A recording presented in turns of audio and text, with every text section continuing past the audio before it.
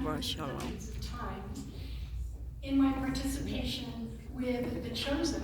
And if you aren't familiar with these images up on the screen, and you've never watched The Chosen, and you're a visual like me, I would encourage you to watch the Bible come alive watching The Chosen.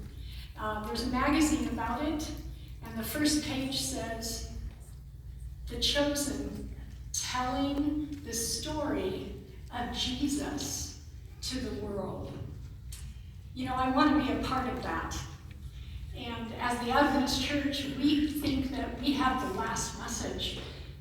This is me as a background actor, a couple of seasons. I started in 2024. I participated in 2025.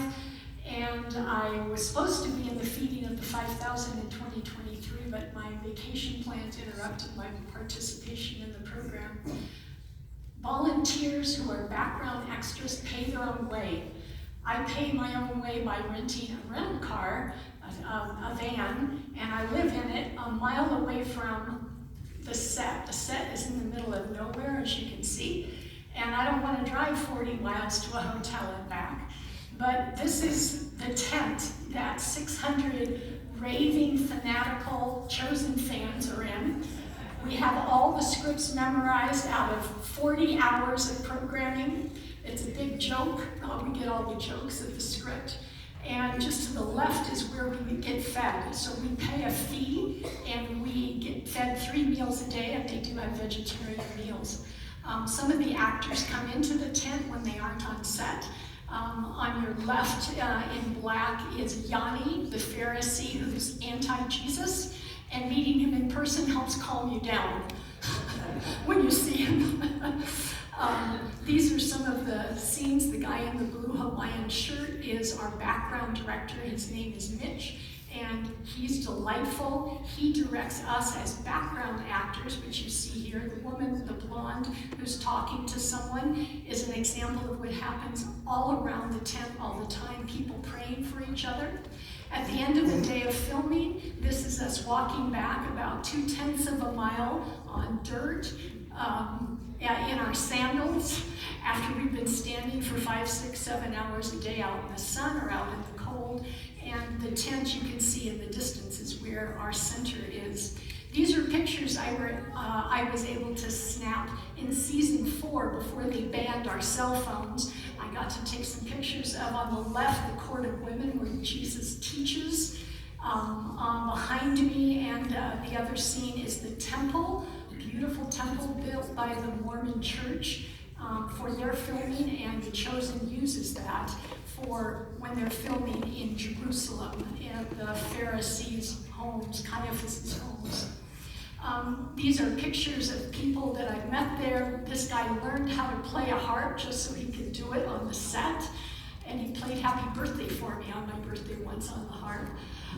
But you can see that the table on the upper left is where we read the Bible through. Starting Monday through Friday, we read the entire Bible through in portions, and we sign our names where we end up reading, and we give these Bibles to the actors, because you know not all of the paid actors are Jesus believers.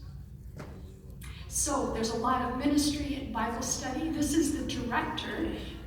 The author and creator and director's name is Dallas Jenkins, and at the end of a busy 2 or 3 days, he stands in line demonstrating Jesus' kindness and humbleness, and lets every one of the 600 people take their picture with him at the end of a busy day.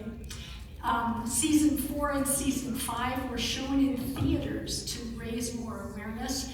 This is me down at the Look Theater, which is now closed, watching the movie of The Last Supper that I was a part of acting. And when you look at the scene, you go, oh, there's 600 people in the temple. I was right there. See me? I'm right there by that column. Background actors are not there to become famous or to be seen or known. We're there to make it look realistic. And another member of our church who's part of our music team, Brenda LaBar, is the one who helped me learn how to be prepared to do this. And she talked me into joining a second filming of the Exodus with Moses and the children of Israel in the wilderness. It's called The Promised Land on that t-shirt. That's the t-shirt we get at the end.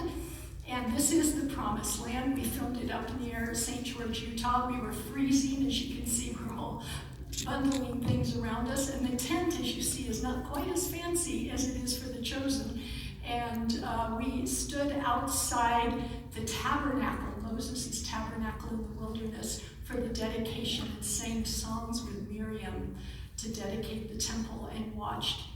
We acted like we watched lightning come down to set the fire, and that was a really wonderful experience in 2024. That was in 2024. This is, there's no buildings for the children in the wilderness, so this was their homes. These were the sets. They didn't need a fancy set. And next picture. The man on the left is Yanni the Pharisee from the Chosen. He's Moses in the Promised Land. And on the right, that's again Mitch, our director, who kindly take pictures with all the background actors. That's all as famous as you get get one picture with the director or some of the actors. This is an experience that was so important to me because I'm a visual and I could watch the Bible happening in front of me. I saw Jesus argue with the Pharisees and my heart was beating hard. I watched Jesus throw over the money changers' temples and let all the animals go from the courtyard. I watched Jesus bleeding and beaten walking in front of me through the city streets, and all of us were crying. If you've never seen The Chosen, I encourage you to download it on your app. Show it to your children. There's one whole episode just about how Jesus interacts with children. It's beautiful. And I want to be a part of something that's reaching the world, telling the story of Jesus. I meet people there. There are not very many Seventh-day Adventists I've met there. I meet people there and I say, Shabbat Shalom. Do you know that Jesus and all of the disciples and apostles always kept Sabbath their whole lives? Sunday keeping people, that shocks them a little bit. They think it changed after the cross. Gives me a chance to witness and to be a part of something bigger than myself. This is now translated into 127 languages, free on the app. You can watch it in the United States on Amazon Prime Video for free if you have that. And their goal is to translate to 600 languages, which will reach 98% of the planet in their own language, to see Jesus loving and dying for them. We just filmed the crucifixion. Next year, hopefully any week now, we'll find out what dates. They'll need background actors, and we'll get to watch the resurrection. I can't wait for that year. That will be the end of The Chosen.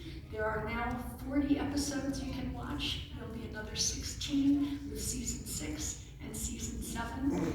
And there, if you have children, there is a children's version of The Chosen, which is excellent. It's just been released. And if you don't have technology and use cell phones and smart TVs, you can get DVDs. I started this when it was the 1-year anniversary of my husband's death. And being on set, meeting other widows, praying with them, broke the darkness and the shadow of that first year of my life from 23 to 24. And The Chosen has had such a huge impact on me. I hope you will use it to tell the story of Jesus to people who will never come to this church, will never go to It Is Written, will not be reached by Adventist World Radio, but they'll go watch a movie. Tell them about The Chosen. Thank you. Amen.